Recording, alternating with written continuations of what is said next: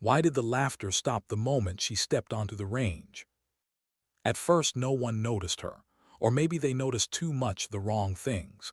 The long sleeves in Georgia heat, the quiet way she stood at the edge of the training yard while voices cracked and boots struck red clay. She wasn't introduced with ceremony. No rank shouted. No legend announced. Just a civilian contractor with sand-colored sleeves and eyes that never wandered. They laughed because laughter was easy, because she didn't fit the story they'd already written in their heads. Alina Crawford felt it, the dismissal, the casual judgment, and let it pass through her like heat. She learned long ago that reacting wasted energy. Energy was something you conserved, something you spent only when necessary.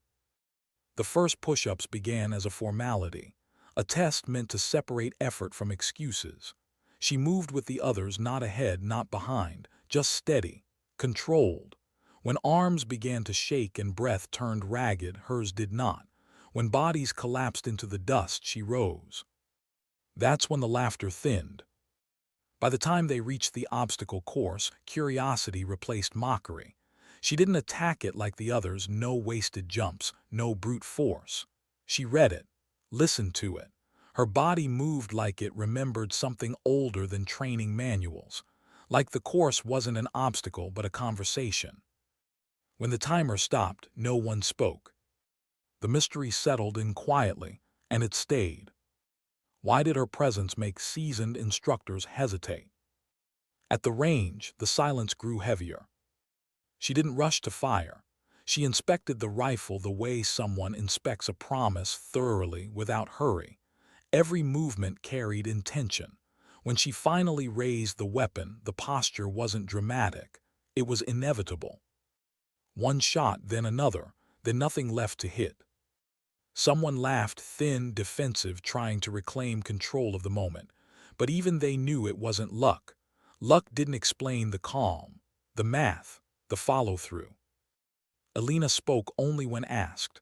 Numbers instead of bravado, wind instead of ego, facts delivered without decoration. Inside her, something stirred, not pride, not anger, memory. She pushed it down. Memory had a cost. Later in the sand pit, she faced a man who outweighed her by decades and muscle. When he hit the ground, controlled and unharmed, something broke open in the watching crowd. Not fear, understanding. This woman wasn't proving herself. She was revealing herself. And not all revelations are meant to be comfortable. Why did the colonel go silent when he saw her arm? The afternoon sun burned low when the air changed.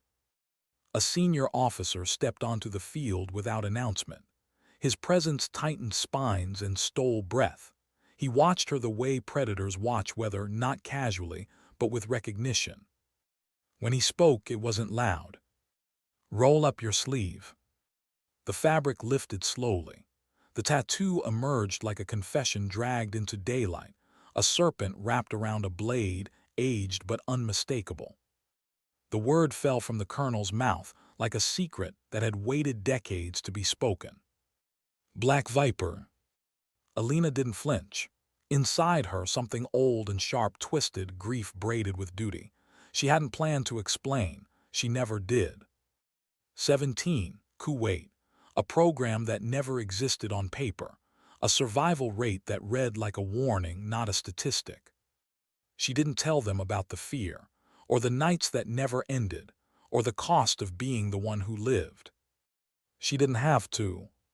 Silence did the work for her. What does it mean to teach without taking control? The next morning, the tone shifted. Respect replaced curiosity, but Alina didn't step into authority. She never demanded it.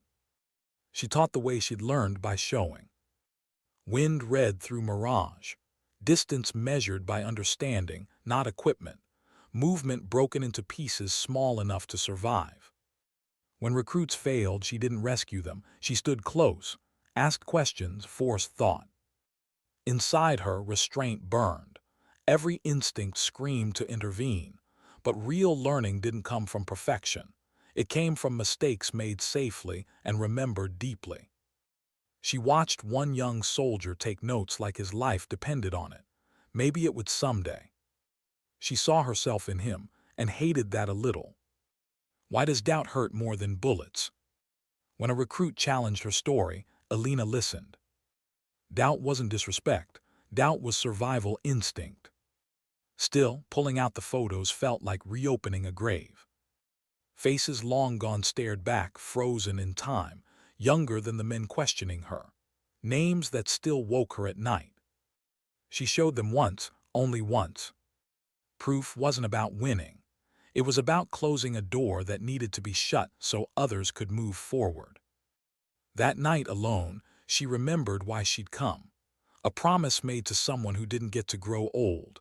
A debt that could never be paid, only honored. What happens when silence becomes leadership? The final exercise stripped everything away. No speeches, no guarantees, just terrain, pressure, and decisions made with incomplete information. They stumbled, adjusted, lost people. Alina watched without interference, hands clenched inside her sleeves. This was the hardest part, letting others fail without stepping in. When they adapted, when they stopped being hunted and chose to think, something inside her loosened. They reached extraction with minutes to spare. Not perfect, not heroic. Real. As the forest breathed around them, Alina felt something unfamiliar rise, not relief, not pride, hope. She didn't stay for congratulations. She never did. Some strength doesn't announce itself. Sometimes dignity doesn't speak. It simply acts. Why did the silence on the range feel heavier than the gunfire itself? The target's downrange still swayed gently, paper edges torn and fluttering, as if trying to understand what had just happened to them. No one spoke. Even the usual background noise of boots shifting, magazines clinking, someone clearing their throat had disappeared. It wasn't discipline that caused the quiet. It was uncertainty. Alina Crawford stood one step back from the firing line, rifle grounded, bolt locked open. She hadn't waited for approval. She hadn't looked around to see who was watching. She had simply finished. Inside her chest, her heart beat steady and slow, the same rhythm it had held for decades. Stress hadn't changed it. Eyes hadn't changed it. Judgment never did. She learned early that panic was contagious, but calm could be too if you let it spread. Someone finally laughed. It came out wrong. Too sharp. Too quick. The kind of laugh people use when the world doesn't make sense anymore and they're trying to patch it back together with sound. Lucky grouping, a voice muttered. Probably shoots all day at some civilian range. Alina heard it. Of course she did. She always heard everything. But she didn't turn. She didn't defend herself. Defense was unnecessary when facts were already standing in the open. Master Sergeant Brennan walked toward the target board, boots crunching against gravel louder than usual. He stopped, stared at the center mass where 3 rounds had become one ragged hole. He'd seen good shooting before. He'd trained men who could shoot like this. But there was something about the way she'd done it, no ritual, no show, that unsettled him. "Explain the shot," he said. Alina met his eyes. For just a moment, something passed between them, not respect yet, but curiosity edged with caution. She answered the way she always did, simply. Weapon type, ammunition, wind speed, drift, trigger weight, follow through. Each word landed clean. No hesitation, no searching for terminology. The recruits listened, not because they wanted to, but because their bodies leaned forward before their minds could stop them. Travis Bennett felt his pulse quicken. He didn't know why. He just knew this wasn't theory. This wasn't someone repeating something they'd memorized the night before. This was someone whose survival had once depended on getting it exactly right. He scribbled numbers into his notebook, his hand moving faster than his thoughts. Part of him worried he'd forget something important if he didn't trap it on paper. Another part knew the paper would never be enough. Brennan nodded once, sharp, controlled. Then he turned away like he didn't want to give the moment any more space than necessary. "Next station," he called. The day pressed on, heat thickening, shadows shrinking, and still the questions grew. By the time they reached the sand pit, the recruits were watching her differently. Not openly, not respectfully, yet, but the careless ease was gone. Every movement of hers felt watched, measured against some internal recalibration they hadn't agreed to but couldn't stop. Hand-to-hand training always revealed more than people wanted. Strength hid flaws. Technique exposed them. Brennan demonstrated a series of disarms with the confidence of a man who taught them hundreds of times. He was good, very good. The recruits admired that. It made the world feel predictable. "I need a volunteer," he said. Elena stepped forward before anyone else could.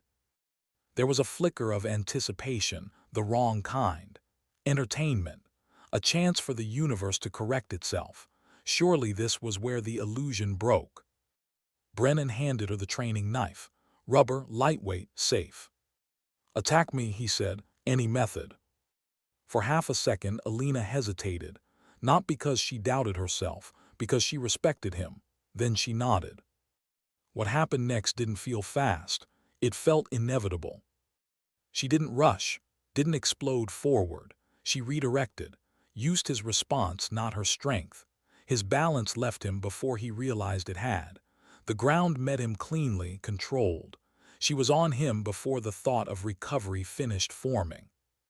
Knife at his throat, knee placed precisely where pressure would control, not crush. Her other hand locked his arm in a position that carried a clear message without violence. Then she released him. Offered her hand. Brennan took it. He stood slowly, brushing sand from his uniform. The recruits waited for anger, or humor, or some explanation that would put things back into familiar order. None came. "Technique?" he asked. "Redirection of force," she said. "Structure over strength." It sounded like a lesson. It felt like a warning. As they reset, Travis noticed something he hadn't before. The sleeve, the ink beneath it. Black lines curved with intent, not decoration. Military work, real work, the kind you didn't ask about. His chest tightened, not fear, recognition of something he didn't yet have words for. The sun began its slow drop when the air changed again. No announcement, no command, just the sudden, involuntary straightening of Master Sergeant Brennan's posture. Colonel Vaughn had entered the yard. Elena felt it before she saw him. Some instincts never dulled. Her shoulders eased back, not in tension but readiness. She didn't turn, didn't acknowledge, she knew better. The colonel watched, not her face, her movement, the pauses, the choices she made when she thought no one important was looking. When he finally spoke, his voice carried authority layered with something else, recognition. "Roll up your left sleeve." Elena froze. Inside her chest, something old cracked open, not fear, memory. She'd hidden that ink for decades, not out of shame, out of necessity. Some things survived only in shadow. But this wasn't a request. She rolled the fabric up slowly.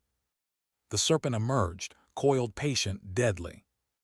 The yard seemed to inhale all at once.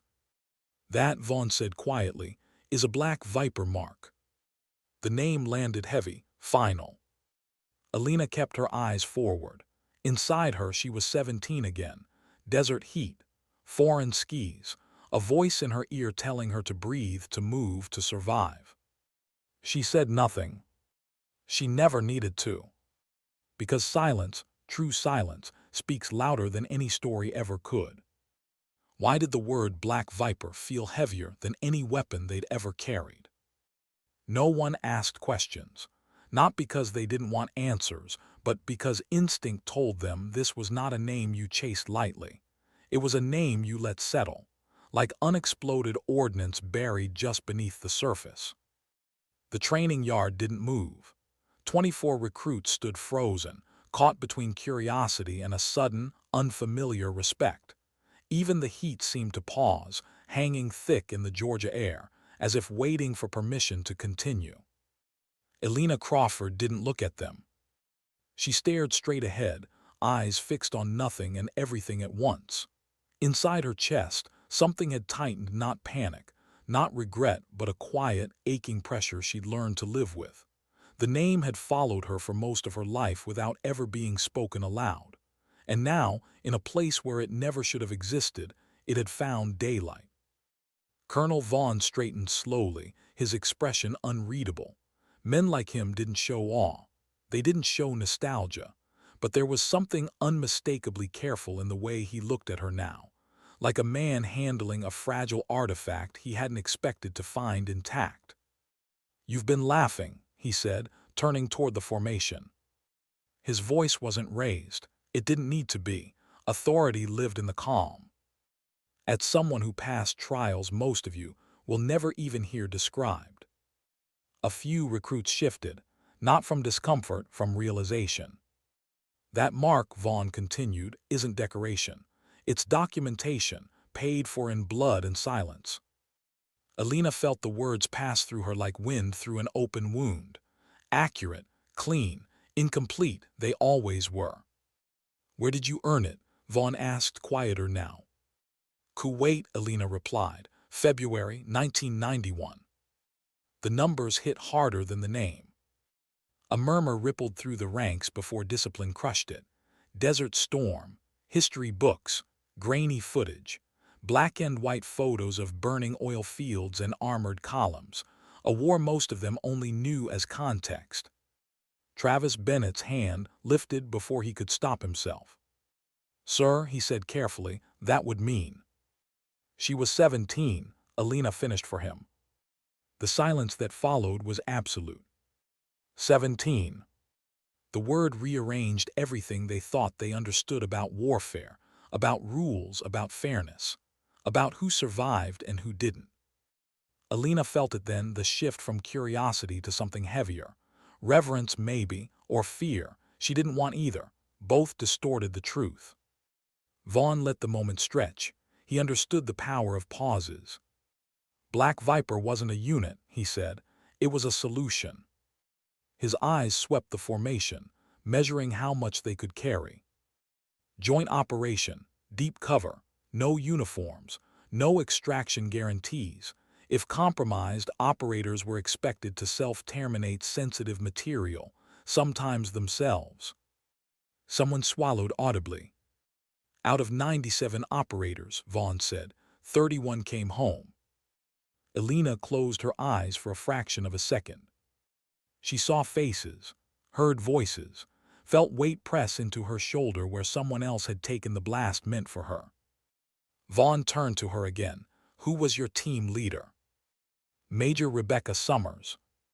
For the first time, Vaughn's composure fractured just slightly, a flicker of recognition, loss. "She was one of the best," he said quietly. "She still is," Alina replied.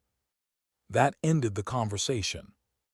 Vaughn dismissed the formation without ceremony. No salutes, no speeches.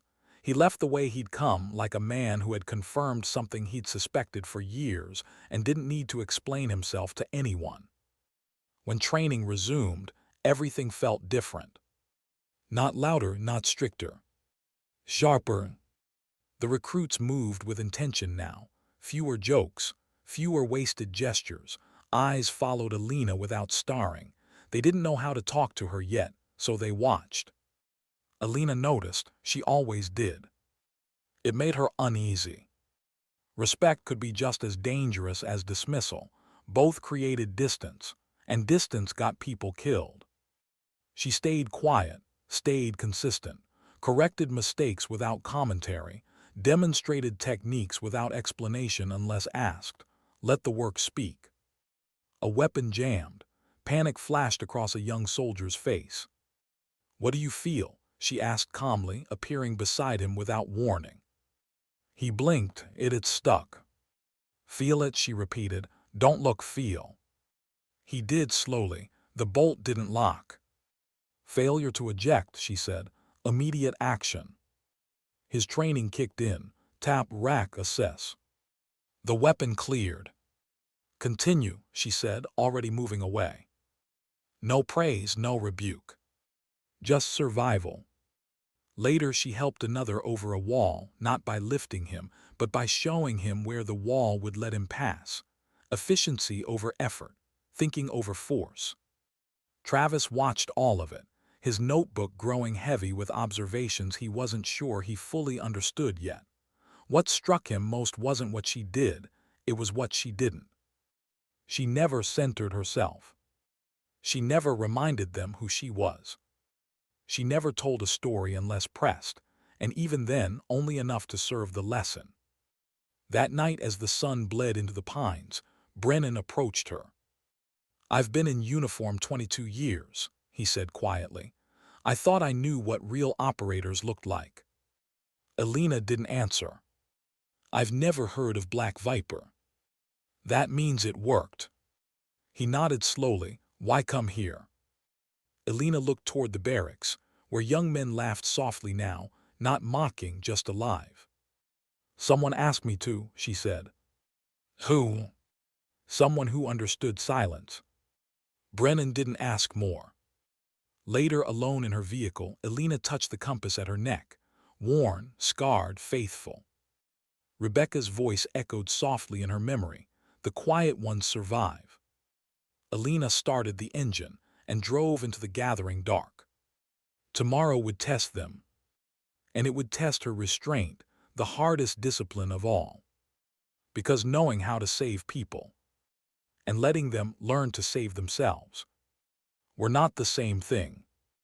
Why did the mission brief feel unfinished, like someone had deliberately left out the most important sentence?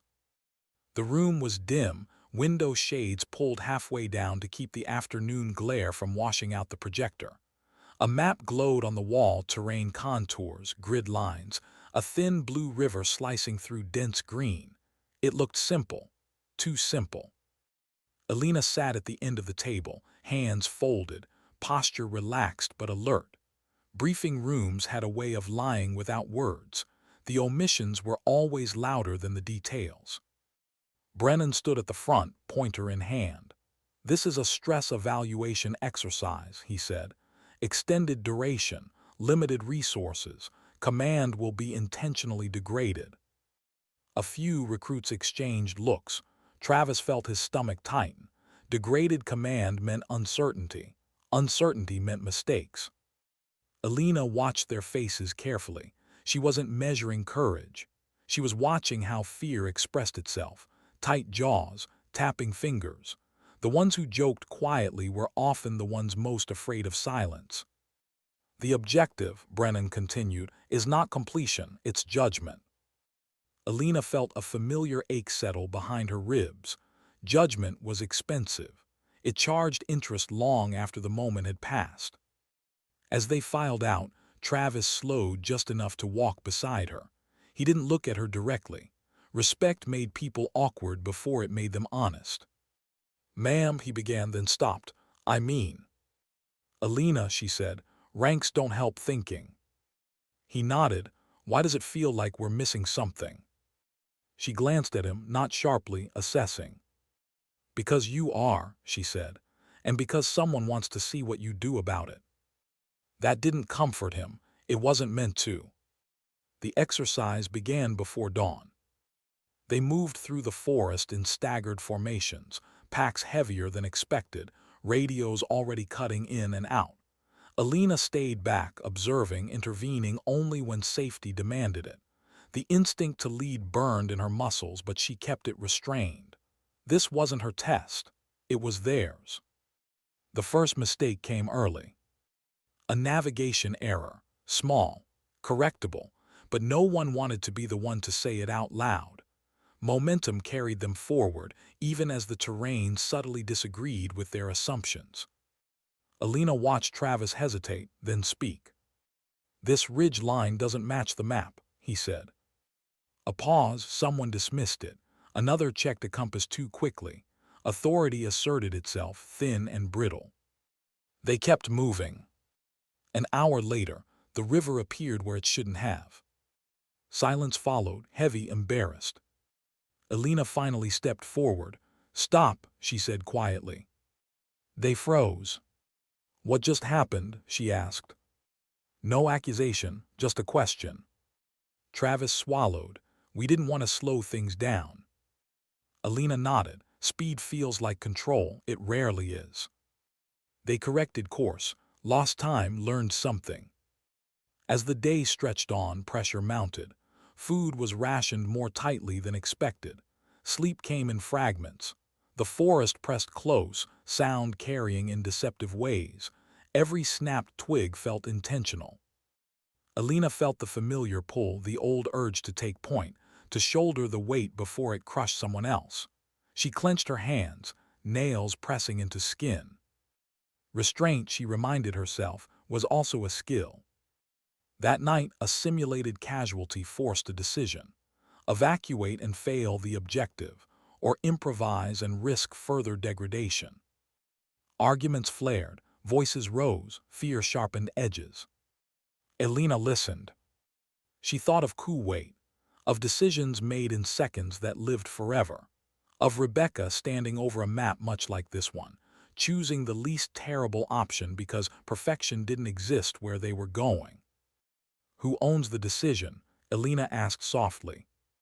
No one answered. That's the problem, she said. Travis spoke again, quieter now. I'll take responsibility. The words surprised him as much as anyone else. They improvised, carefully, not heroically. The casualty stabilized, the team moved. Alina felt something loosen inside her chest, not pride, relief. By the third day, exhaustion stripped away pretense. The recruits stopped performing and started revealing themselves. Tempers flared, then cooled. Apologies came without prompting. Leadership shifted fluidly, based on competence rather than rank. This was the moment Alina waited for, when people stopped asking what they were supposed to do and started asking what needed to be done. Late afternoon brought the final complication. The radios went dead completely. No instructions, no updates, just forest fatigue and a narrowing window of daylight. Brennan watched from a distant observation point, arms crossed. He glanced once at Alina. She met his gaze, then looked away. This was theirs. The team halted, debated, chose a high-risk route that traded safety for time, not reckless, calculated. Alina followed at a distance, heart pounding harder than she liked to admit. Old ghosts stirred, memories of plans unraveling, of silence turning lethal. A sudden shout echoed ahead. Someone slipped, a twisted ankle, pain real enough to matter. They stopped again. This time, no argument followed. They redistributed weight, adjusted pace, accepted the cost. When they reached the extraction point just as dusk swallowed the tree line, no one cheered. They sat, breathed, let the moment be what it was. Brennan emerged from the shadows, exercise complete. Relief washed through the group, followed by something deeper, accomplishment without spectacle. Alina felt tears sting unexpectedly. She turned away before anyone noticed. Later, as they packed up, Travis approached her again. I almost froze today, he admitted, when the radio died. She nodded, so did I the first time. He frowned, but you didn't show it. I did, she said gently. I just didn't let it decide for me. He absorbed that quietly. That night, alone again, Alina sat on the hood of her vehicle, stars scattered overhead. She thought of Rebecca, of promises made and kept imperfectly. She'd come here to teach skills. She was leaving something else behind too, permission, for others to lead, for herself to step back. It hurt more than she'd expected. But growth often did. And somewhere between the silence of the trees and the steady breathing of those she'd helped shape, Alina allowed herself a fragile, unfamiliar feeling. Hoping. Not loud, not certain, but real enough to stay. Why did the quiet after success feel more dangerous than the exercise itself? Morning arrived without ceremony. No bugle, no shouted commands, just the low rustle of movement as bodies rose slowly, stiff and sore, carrying the invisible weight of decisions they hadn't fully processed yet. Success had a way of doing that. It delayed its cost. Alina watched from a distance as the team packed up. Their movements were different now. Slower, more deliberate, less interested in being seen. She recognized that shift. It was the moment after adrenaline faded when reality crept back in and asked for payment. This was always the moment she feared most. Because it was here, not in chaos, not under fire, that doubt found room to breathe. Back at the compound, the recruits were given an hour to clean gear and themselves. An hour sounded generous until you realized how much silence could fit inside it. Travis sat on the edge of his bunk, boots unlaced, staring at nothing. His hands shook slightly as he wiped mud from his rifle. He hadn't noticed at first, then he couldn't stop noticing. He remembered the moment the radio went dead, the way his chest tightened, the thought that flashed uninvited into his mind: if this were real, people would die because of me. That thought clung. Across the barracks, another recruit laughed too loudly, replaying a moment from the exercise as if volume could flatten its edges. Someone else snapped back. Tension sparked, then cooled. Alina listened from outside. She didn't intervene. Teaching people how to function under pressure was only half the work. Teaching them how to live with the memory of it, that was harder. Later that afternoon, Brennan gathered them again. No maps, no projectors, just chairs in a loose circle, informal, disarming. "This isn't a debrief," he said. "This is a reckoning." Some shifted uncomfortably. "You made choices," Brennan continued. "Some were good, some were costly, all were yours."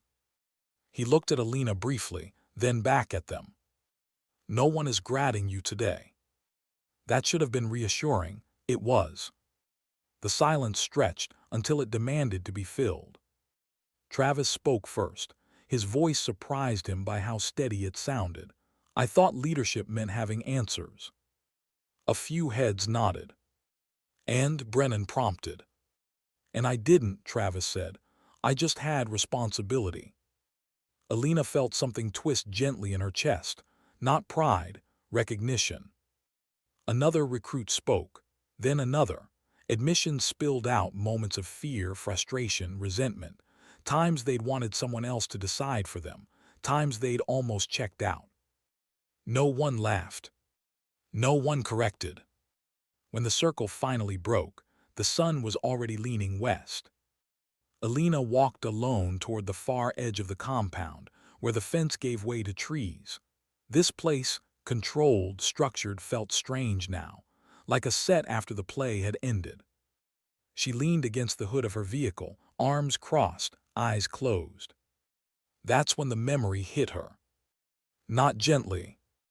Kuwait night, the hum of equipment. Rebecca crouched beside her, adjusting a strap with hands that never shook.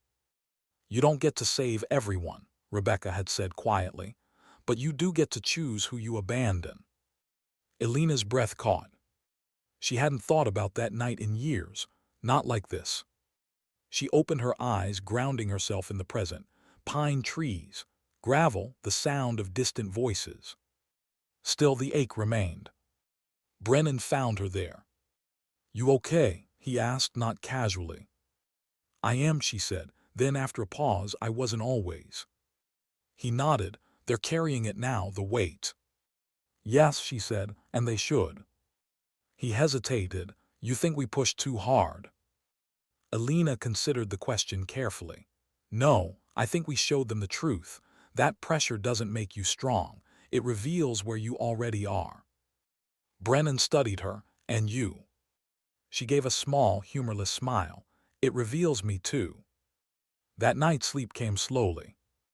Alina lay awake in the dark, staring at the ceiling of the small quarters they'd assigned her. She wasn't supposed to stay overnight. She never did, but something had held her here. Or someone. Her mind replayed moments she'd tried to bury, not the violence, the aftermath, the letters, the families who never knew the full story, the silence she'd agreed to in exchange for survival. She turned onto her side, pressing her palm against the mattress as if it could anchor her. For years, she'd told herself she was done, that teaching was a way to give without reopening old wounds. She wondered now if that had ever been true. The next morning brought a surprise. A vehicle she didn't recognize rolled through the gate. Civilian plates, government posture. Two men stepped out, suits too neat for the dust. Alina felt the shift instantly. Brennan approached her. They asked for you by name. Her stomach tightened. She met them under the shade of a canvas awning. No greetings, no small talk. We represent a unit you're familiar with, one of them said. I'm familiar with many units, Alina replied evenly. The man nodded. This one no longer officially exists. Of course. We've been tracking irregular patterns, the second man added. Skills, behaviors, quiet competence, they point back to you. Alina felt anger rise, not hot but cold. I'm not a recruiter. We're not here to recruit, the first man said. We're here to observe. Observe what? Whether your influence is intentional. Alina laughed once sharply. You think I'm rebuilding something. We think you never stopped being part of it. The words landed harder than she expected. She thought of the recruits, of Travis standing up and claiming responsibility, of the way they'd adapted when structure failed. No, she said finally, I'm teaching people how to think. That's how it always starts, the man replied. They left without resolution. Brennan watched the exchange from a distance. When they were gone, he didn't ask questions. Smart man. That afternoon, the recruits ran one final drill, simple, almost mundane. Alina watched them move with quiet efficiency, correcting each other without ego. When one stumbled, another stepped in without being asked. This time, Alina didn't step back. She stepped away. She knew when to leave a story before it tried to own her. Travis found her as she loaded her vehicle. Are you coming back? He asked. She looked at him for a long moment. Maybe. That's not very comforting. She smiled softly. Neither is certainty. He hesitated, then said, You changed how I think about strength. Alina paused. This one mattered. Good, she said. Then I did my job. As she drove away, dust curling behind her, Alina felt the familiar pull of solitude and something else beside it. A sense that the line she'd drawn between past and present was thinner than she'd believed. She didn't know if she'd crossed it. Only that she'd felt it bend. And somewhere behind her, in a place she'd never planned to return to, the quiet work of resilience continued, passed hand to hand, choice to choice. Not loudly, but lastingly. Why did leaving feel harder than staying ever had?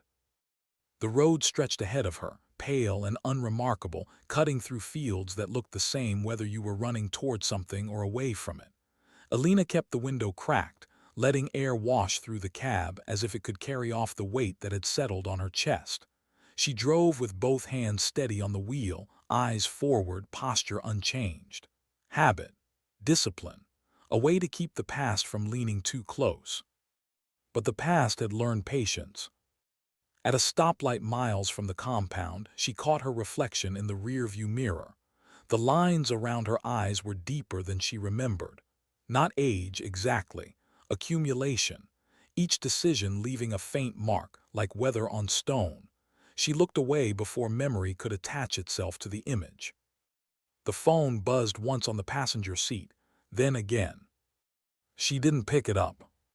Some calls were easier to ignore than others. This one was. She recognized the pattern, the delayed timing, the lack of identification. Someone testing whether she was still reachable, whether the silence she'd built around herself could be breached. She drove another mile before pulling over. The call ended just as she reached for the phone. A message appeared instead. No greeting, no signature, just coordinates and a time. Her breath slowed. This wasn't an order. It never was. It was an invitation framed as inevitability. She rested her forehead briefly against the steering wheel. The engine ticked softly as it cooled. For a moment, she allowed herself to feel the ache fully, the old one, the one she'd learned to compartmentalize so thoroughly it almost felt like control. She thought of Rebecca again, of the way she used to say, "There's no such thing as leaving clean, only leaving honest." Alina started the engine. The meeting place was a diner that hadn't changed in decades. Vinyl booths cracked with age. Coffee that tasted like it had been brewed from routine rather than beans. She chose a seat facing the door, back to the wall. Another habit. Some didn't fade. The man who joined her looked ordinary in a way that was carefully constructed. Middle-aged, unassuming. The kind of person you forgot the moment you turned away. "You didn't have to come," he said, sliding into the booth across from her. "You didn't have to call," she replied. He smiled faintly. "We rarely do things we have to." They ordered coffee, neither touched it. "We watched the exercise," he said, "from a distance."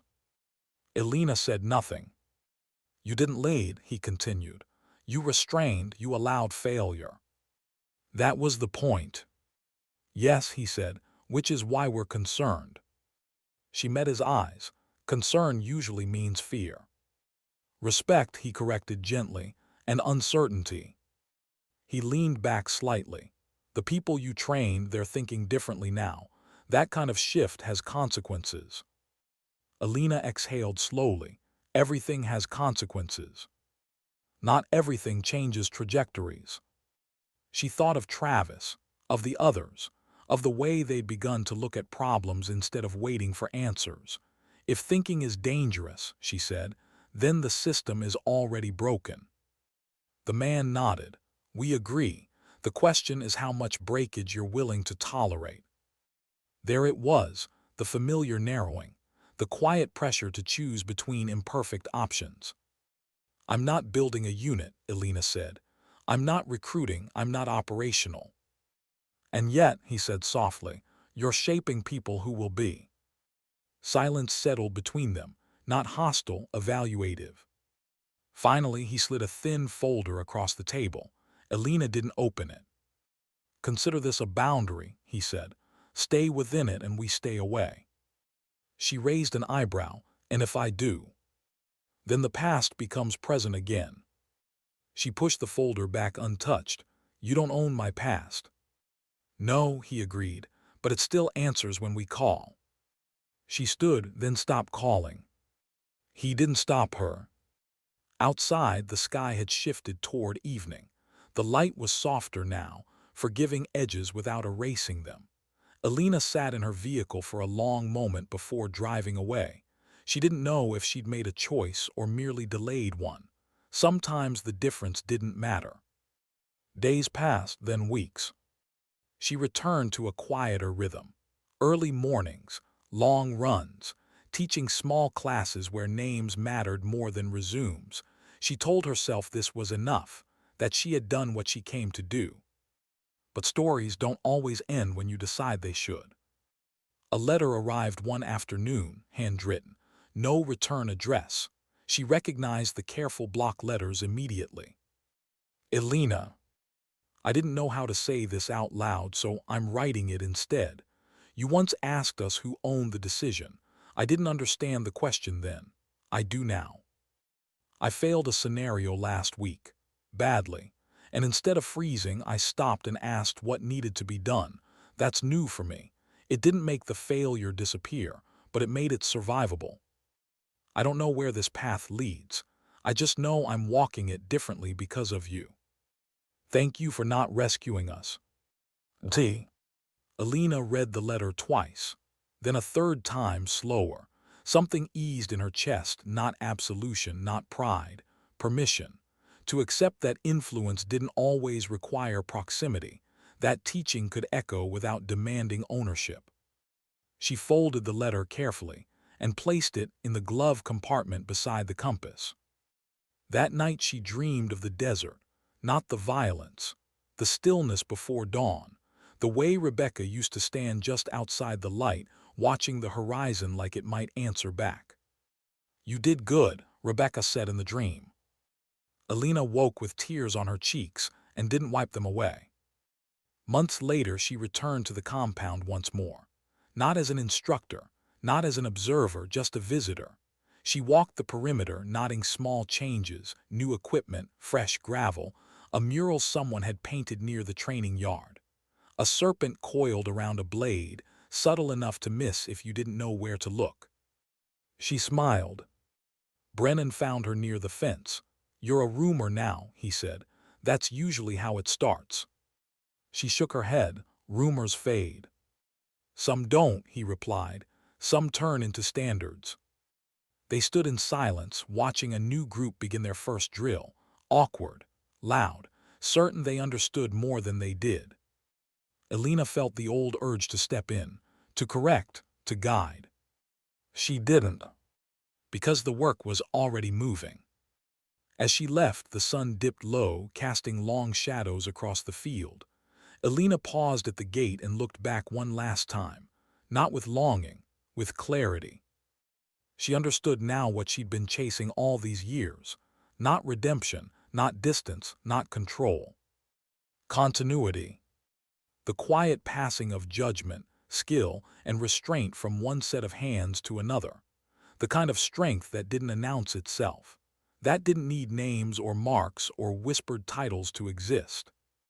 She drove away as the light softened, the road opening ahead of her once more. And somewhere behind her, choices were being made, imperfect, human, real. Sometimes dignity doesn't raise its voice. Sometimes it doesn't even stay. It teaches, and then it lets go.